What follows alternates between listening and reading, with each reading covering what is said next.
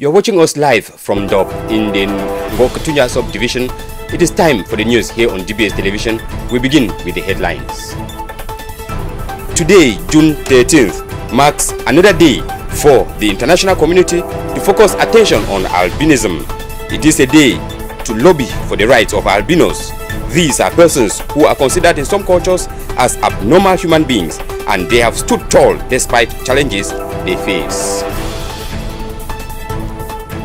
Cameroon enters into a week set aside to raising awareness on the sickle cell anemia, and medics say the only way out is to prevent the spread of sickle cell. And in politics, the SDF party in Bafoussam of the West region now has a new bureau. A 26-man executive body was elected into office through a fair and transparent elections, as we will hear in this newscast. Details of these stories and more up next in the news. Please do not go away. We will be right back.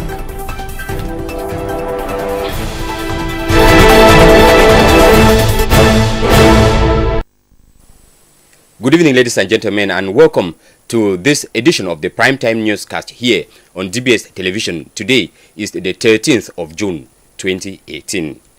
Cameroon, this June 13th, has joined the world to commemorate the International Awareness Day of Albinism.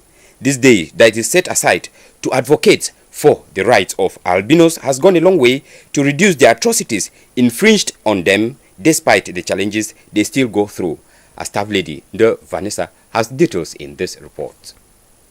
The International Awareness Day of Albinism is celebrated every year on June 13. This historic resolution adopted by the United Nations General Assembly confirmed the global focus on albinism advocacy.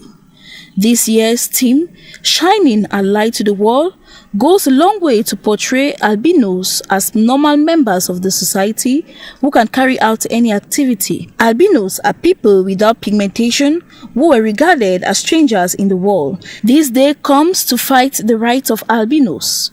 It is reported that albinos face discrimination and stigma.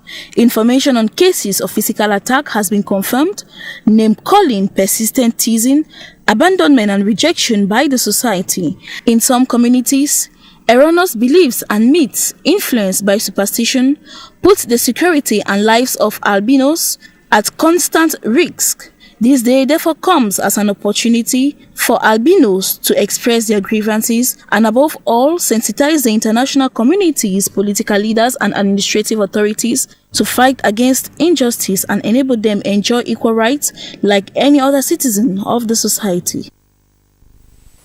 So they are like any other citizen, like you and I in the society. We still talk health, and this time we talk about the association, a Bonifam Dynamic, which has organized a one-week activity in a bid to give a helping hand in the fight against sickle cell anemia.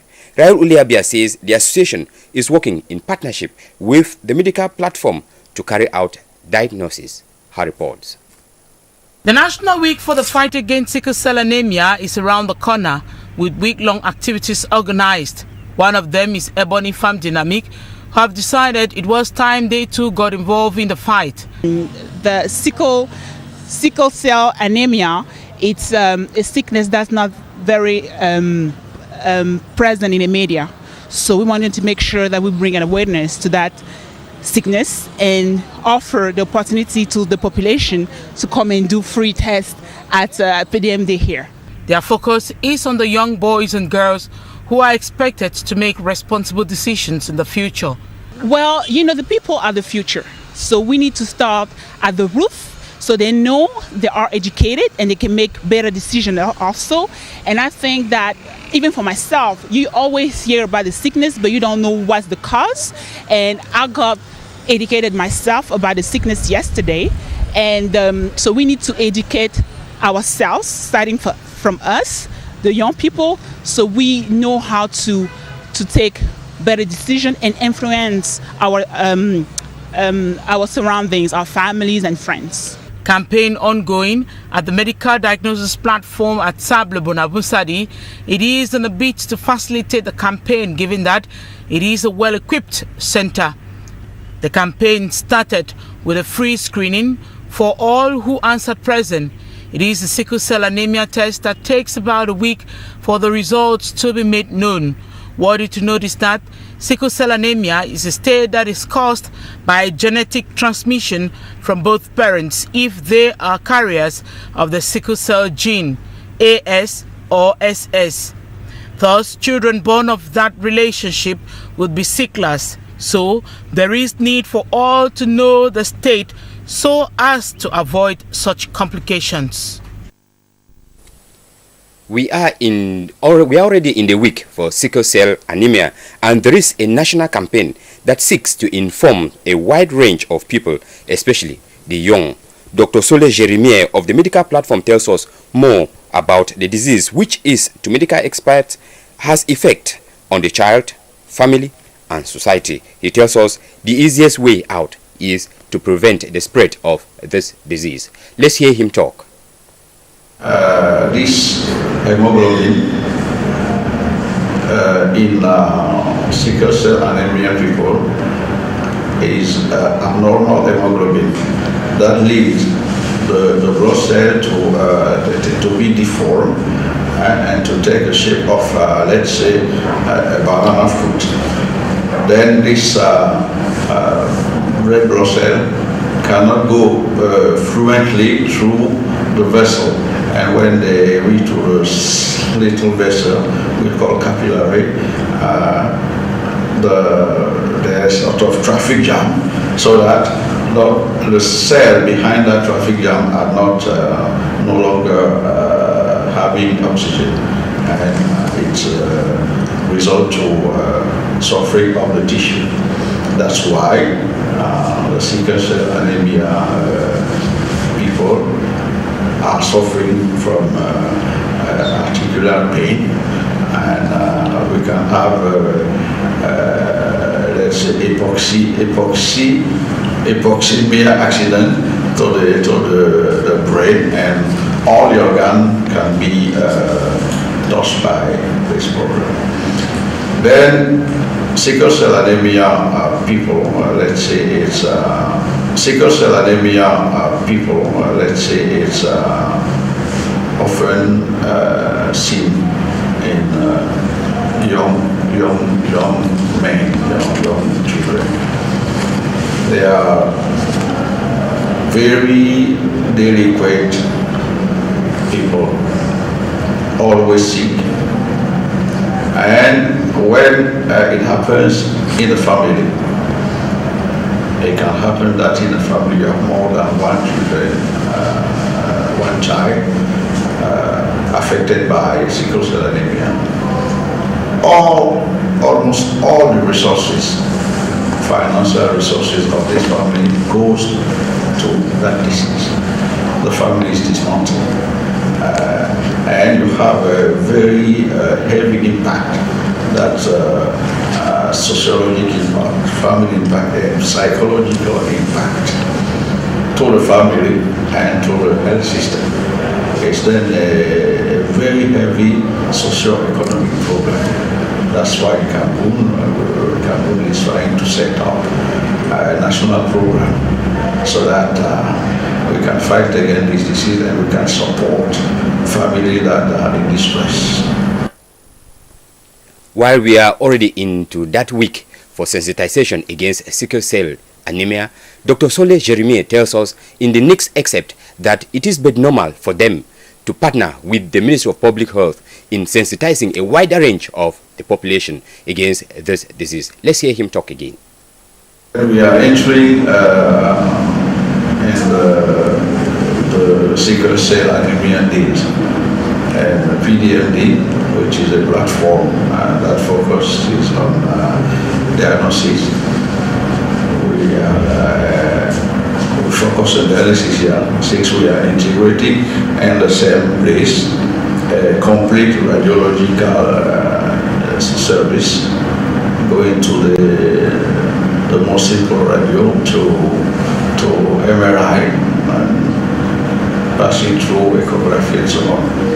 We have a clinical biology lab, which is very well equipped. We have functional fluorescence and so on. There we want to focus in a holistic manner in the diagnostic.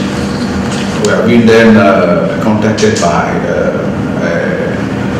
a women association, which is called Ebony Women, which want to, let's say, to get involved, to help for this disease, since we are a medical structure, and one of our objectives is to contribute, absolutely contribute to all the public health programs in Cameroon. We could not but only positively respond to help. Then we accepted to undertake this depistage campaign free of all charges, so that we can contribute to help. Perhaps children that are sick and are not known as sickle cell anemia to know the status, then start the treatment. But we want mostly to have an impact to those young men and women that are going to be married, to create family and make babies, that we want to contribute, that they know what is hemoglobin and the risk they can have, or in mathematics we say the chance, is it the chance, I don't know, or the chance they have to have a sickle cell anemia baby. And then if they know the chance, they could take a decision in a responsible manner to go on or to give up. We hope those who are planning to make a decision should go for the screening. It is free of charge.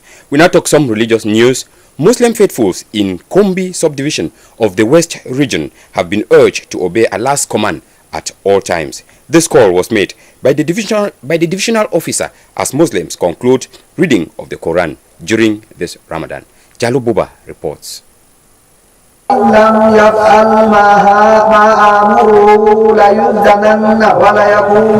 The temporal mosque in Kumbi Menua division will serve as the venue for prayers marking end of Ramadan. This information was made known as Muslim faithfuls gathered to perform one of the last day for the reading and interpretation of the Holy Quran during the month of Ramadan as tradition holds. The imams of Bafusam and Chang Central Mosque took part in the solemn annual event. They all prayed for peace and prosperity across the universe in general and Cameroon in particular. The subdivisional officer for the Kumbi subdivision used the event to reiterate the necessity of living in peace and togetherness.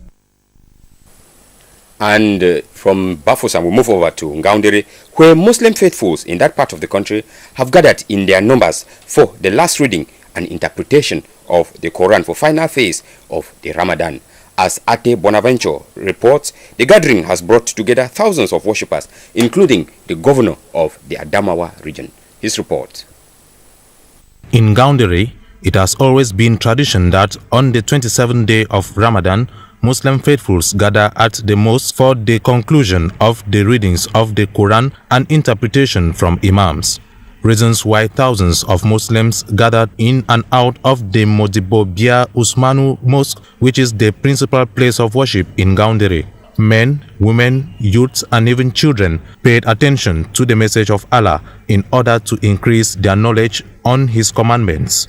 Crimes such as lies telling, fornication, and adultery were discouraged. Also present among the faithfuls was the governor Kildadi Degeke Buka, who encouraged the followers of Allah to remain united. We are very happy here in Adamawa because we did our fast without difficulties, without problems, and the population is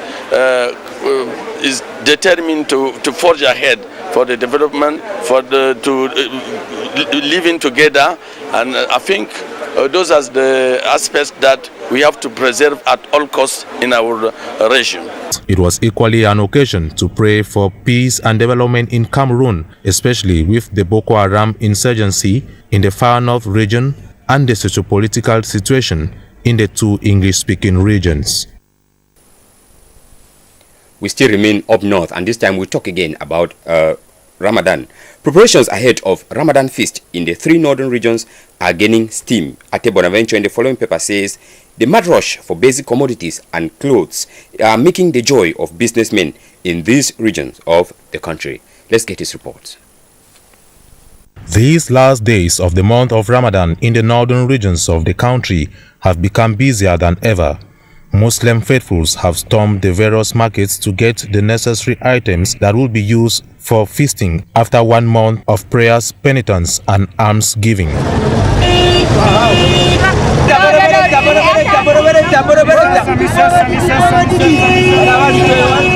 Foodstuff, meat, and other products of basic necessity are being rushed after.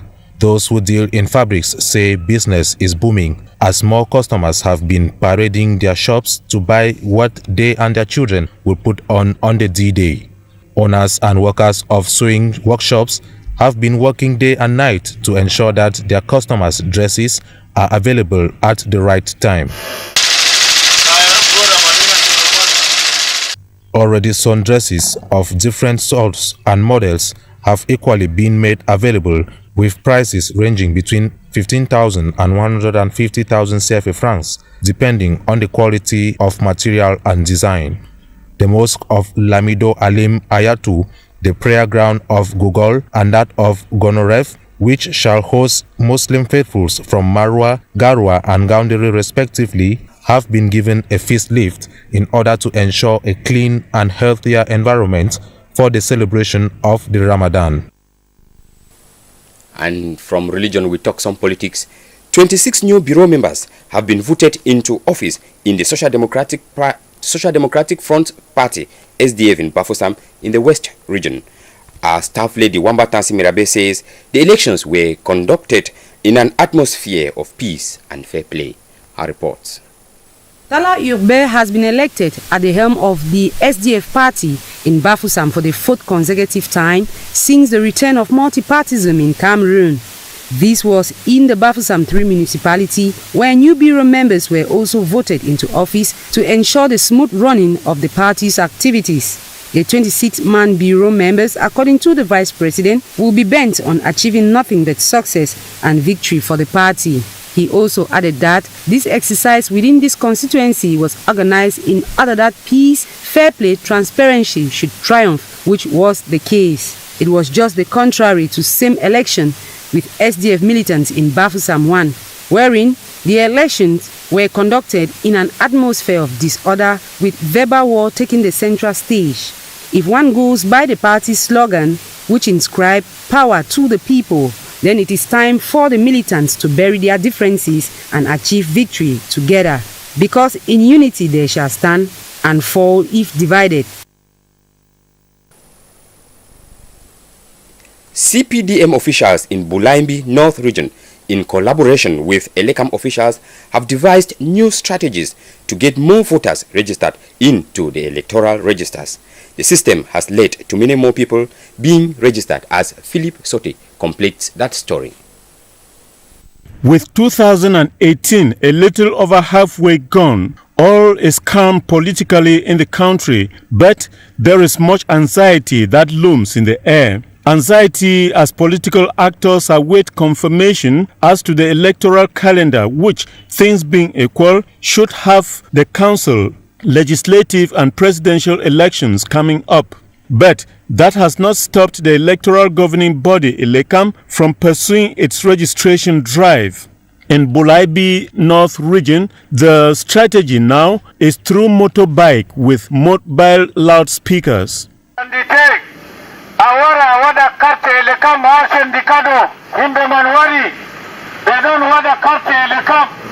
This strategy was put in place by the CPDM officials who want to get a maximum number of electors on the voters' registers. According to Elekam officials engaged in this mobile exercise, they have an average of about 100 registered voters a day.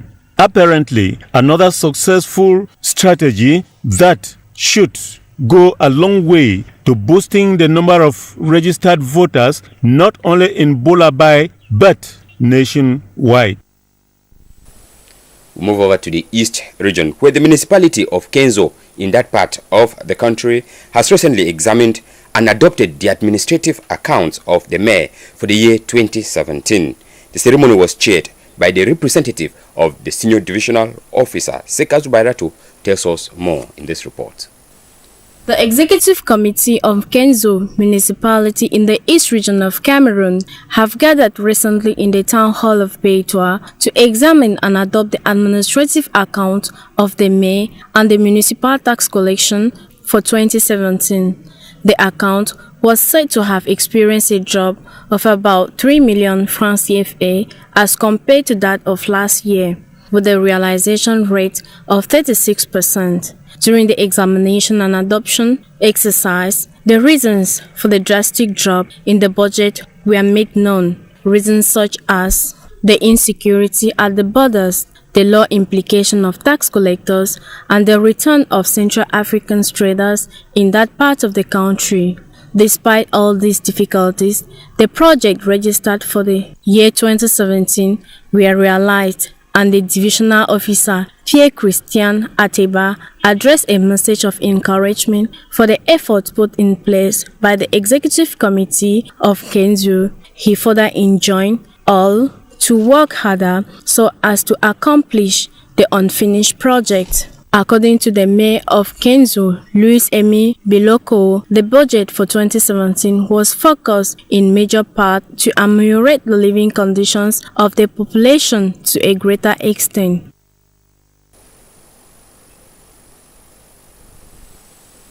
And we talk news out of the country. Victims of violence perpetrated by the former Congolese Vice President Jean-Pierre Bemba's militia are sharing their reactions.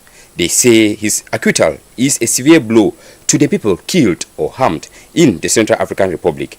His release was ordered last week by the International Criminal Court. We have details with VOA correspondent.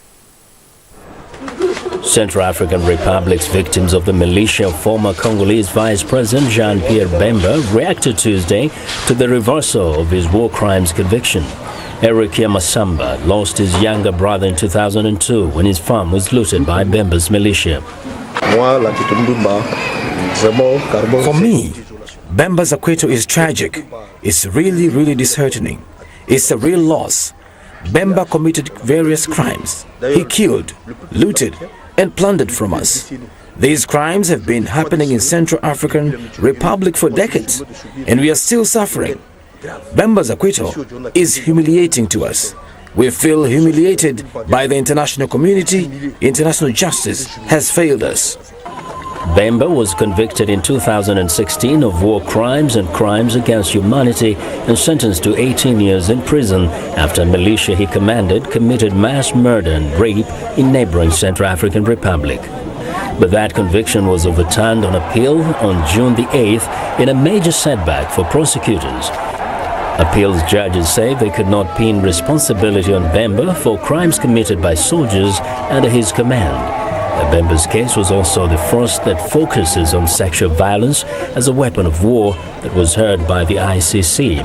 But his victims said they had been left without meaningful redress. My daughter was raped as she tried to flee with me, but Bemba's militia took her and raped her. I was horrified by it. I could go on about other crimes that were committed against my neighbors. We feel that Bemba's sentence should have been increased. He should have stayed in jail for the rest of his life. We were really surprised that he was released. As victims, we are really disappointed and frustrated by the decision that the International Criminal Court took. The 55-year-old will be handed over to neighboring Belgium, where his wife and 5 children live.